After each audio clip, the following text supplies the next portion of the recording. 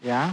Ini memang saya melihat memang satu-satunya jalan adalah diputuskan melalui putusan pengadilan. Pidana, bukankah... Bagaimana? Bisa nggak mediasi? Oh bagus itu. Coba tanya dulu, mau nggak mereka dimediasi?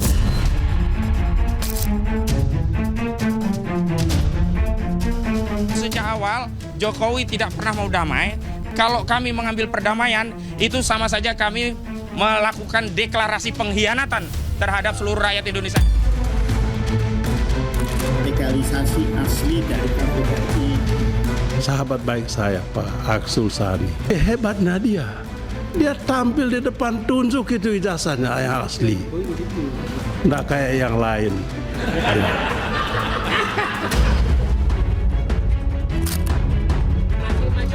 Ada yang orkestrasi. Ngapain sih Pak Jokowi mentersangkakan orang? Hitung dong berapa tahun dia digituin.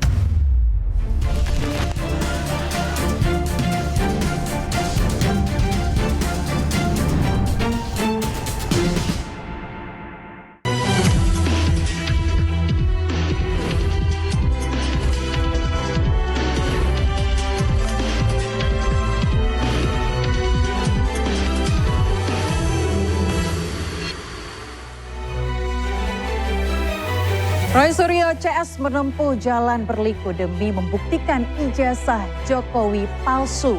Tawaran damai kasus fitnah ijazah ditolak. Mediasi dianggap basa-basi, memilih tetap menguliti ijazah Jokowi. Apakah perlawanan Roy CS murni demi kebenaran atau benar ada yang mengorkestrasi? Saya Yanufus pemirsa, inilah Interupsi.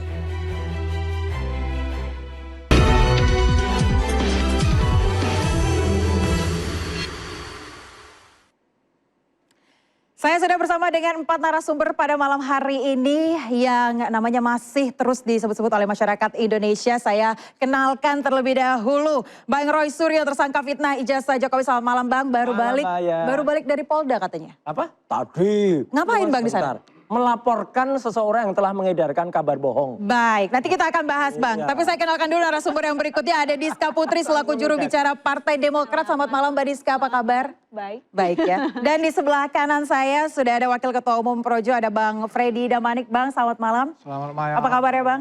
Alhamdulillah puji Tuhan baik. Baik ya Bang, ya baik. Dan yang terakhir ada Dedek Prayudi selaku juru bicara Partai Solidaritas Indonesia. Selamat malam Pak. Selamat malam, baik. Apa kabar Bang? Kabar baik dan kabar sehat, baik, alhamdulillah. Narasumber saya ingin mengingatkan di ruang interupsi ini Anda boleh berdebat, Anda boleh adu argumen, Anda boleh saling menginterupsi, tapi jangan lupa katakan interupsi. Siap. Baik, saya ke Bang Roy Suryo dulu. Bang, saya mau konfirmasi Bang. Ya. Emang benar nggak mau damai?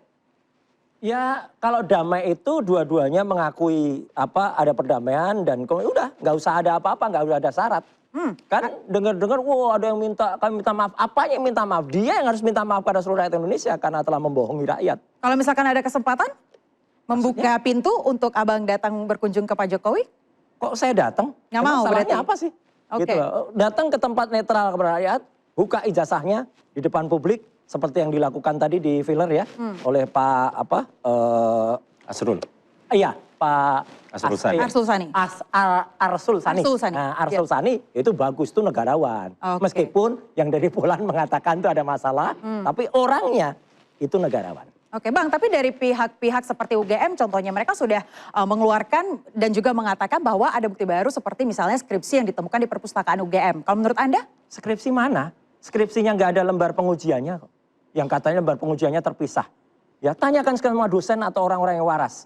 Mana ada skripsi lembar pengujiannya dipisah? Nggak ada. Skripsi itu kalau mau dikumpulkan di perpustakaan, di rektorat, di fakultas, ke dosen pembimbing. Harus lengkap semua tanda tangannya. Kok bisa-bisanya dikatakan skripsi lembar pengujiannya terpisah. Ini jangan-jangan loh ya. Ini dibuat baru lagi, kemudian tempelin di situ. Oke, baik saya ke Bang Freddy. Bang, tadi katanya nggak mau harus Pak Jokowi yang minta maaf. Kalau dari Pak Jokowi emangnya akan membuka pintu nggak Bang? Kalau misalkan ada kesempatan itu? Ya saya rasa publik tahu bahwa Pak Jokowi belum pernah baik secara langsung maupun melalui kuasa hukumnya melemparkan wacana mediasi ini. Kita kan sama-sama tahu kenapa wacana mediasi ini rame di publik ya ketika RUU KUHP itu disepakati, diputuskan, kemudian Ketua Komisi 3 direspon kemudian oleh tim reformasi. Saya rasa wacana mediasi itu bagus. Hanya kan seperti kata Prof. Jimli tadi, mau tidak kedua belah pihak ini, ya. Nah, yang kami lihat ya pertama tadi Pak Jokowi belum pernah melemparkan wacana mediasi ini. Dan kalaupun ada, pasti kami juga akan terima arahan itu. Ya, bangun narasinya segala macam. Kan begitu. Dari kuasa hukumnya juga tidak pernah. Jadi menurut kami sementara yang berikutnya itu dari pihak Mas Roy kan jelas. Ya, tadi juga statementnya sudah jelas. Ini artinya ini sangat sulit diwujudkan. Nah, itu saya rasa begitu. Tapi ya memang saya sebagai sebagai orang hukum juga melihat ini kan sudah lama menjadi perhatian publik, menjadi polemik. Ya. Ini memang saya melihat memang satu-satunya jalan adalah diputuskan melalui putusan pengadilan. Artinya putusan pengadilan akan memberikan kepastian hukum, akan memberikan keadilan bagi para pihak walaupun pasti ada yang tidak setuju tentang putusan hukum itu. Tetapi Mas Roy tadi sudah mengatakan harusnya dia yang minta maaf. Ngapain saya yang minta maaf? Itu tidak akan mungkin dilakukan atau terjawab ya pertanyaan-pertanyaan itu melalui proses mediasi tersebut. Tidak akan mungkin. Makanya sudah mari kita tunggu saja proses hukum, putusan pengadilan. Ya. Tapi udah ada statement katanya dari mantan politisi, saya lupa namanya, katanya kalau lanjut ke pengadilan akan ada polarisasi hukum. politisasi hukum. Polarisasi hukum. Nah itu yang saya sampaikan. Mari kita masyarakat, ya publik, media sama-sama mengawasi ini. Kalau polarisasi itu ya sejak kasus ini bergulir, memang ini sudah menjadi polarisasi. Itu harus kita akuin. Ya dari awal saya katakan ya, isu ini, kasus ini ada dua, hukum, perspektif hukum maupun perspektif politik. Ya, perspektif hukumnya mari kita selesaikan secara hukum melalui putusan pengadilan. Perspektif politiknya ya mari juga kita berargumen ya, bernarasi tentang politiknya. Mari. Jadi diselesaikan secara politik juga. Tetapi kalau hukum memang harus diselesaikan secara hukum. Oke, Bang Roy. Ya. Oke, sebentar, saya ke Bang Roy. Bang, harus diselesaikan secara hukum dan juga politik. Loh, nggak apa-apa. Kan memang yang dari awal itu yang tidak secara jantan, tidak secara negarawan, orang yang tidak mau menunjukkan, padahal itu sudah jelas aturannya. Kemarin Prof. Gayus Lumbun saja, ya, yang bukan dari pihak kami loh. Beliau itu berdiri di pihak sebelah, ya. Itu bahkan mengatakan ini harusnya ditunjukkan kepada publik karena ada diatur dalam Undang-Undang Keterbukaan Informasi Publik di pasal 17 yang dikecualikan, itu pun tidak ada ijazah. Bahkan di 18-nya itu jelas betul, itu harus ditunjukkan karena dia pejabat publik. Dan di pasal 9 itu jelas hak publik itu ada pada rakyat. Dan makanya sekali lagi kita jelas, contoh dalam negeri tadi ada Pak Arsul Sani, contoh luar negeri ada Barack Obama.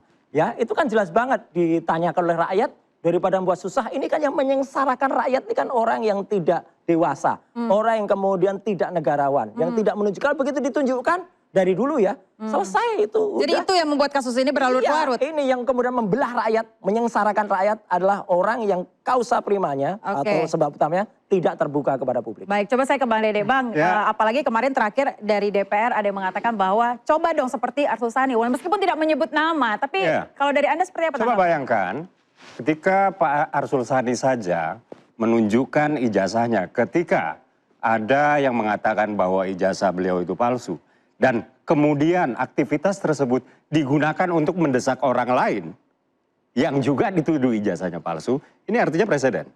Ya, yang harus diingat Mbak Aya, kita itu secara norma dan secara hukum itu menganut prinsip bahwa kalau saya menuduh Anda, maka burden of proof berada di pundak saya. Maka sayalah yang harus membuktikan bahwa tuduhan saya itu terhadap Anda itu benar. Ya. Bukan sebaliknya. Bukan kalau saya nuduh Anda, maka Anda harus membuktikan bahwa tuduhan saya salah. Tuduhan saya benar atau salah, kurang lebih seperti itu ya. Jadi kita tetap pada prinsip ya bahwa kalau kita biasakan misalnya seperti ini, Pak Arsul, Pak Jokowi menunjukkan ijazah, maka ini akan terjadi pergeseran norma. Dan orang akan seenak-enaknya aja nuduh orang lain lama-lama. Oh, oke. Ya. Sebentar, tapi maksud Anda Bang Benny juga termasuk yang menyudutkan ketika berbicara di DPR? Itu antara dua sih. Oh, Itu antara menyindir atau menuduh. menyindir atau menuduh? Menyindir atau menuduh. Yang paling tepat yang mana? Ya kalau saya lihat sih levelnya masih menyindir ya. Oh, coba kita tanya ke Mbak Diska. Mbak, menyindir atau menuduh? Ya, sebetulnya kami di sini juga sebetulnya ingin meluruskan. Karena saat ini polemik ini sudah sangat berlarut-larut dan justru malah melibatkan banyak pihak yang sebetulnya juga tidak pernah dan tidak tahu menau. Salah satunya adalah Partai Demokrat. Oke. Kami justru di sini ingin menyampaikan bahwa tidak pernah ada arahan atau apapun untuk ikut dalam polemik ijazah ini. Pun apabila misalnya Pak Benny Kaharman kemarin, itu konteksnya adalah dalam balik tentang UU Pendidikan dan Dosen. Yang dimana di sana ada sertifikasi guru dan segala macam gitu. Lalu kemudian apakah itu kemudian menjadi bagian atau dianggap sebagai apa? Menuduh?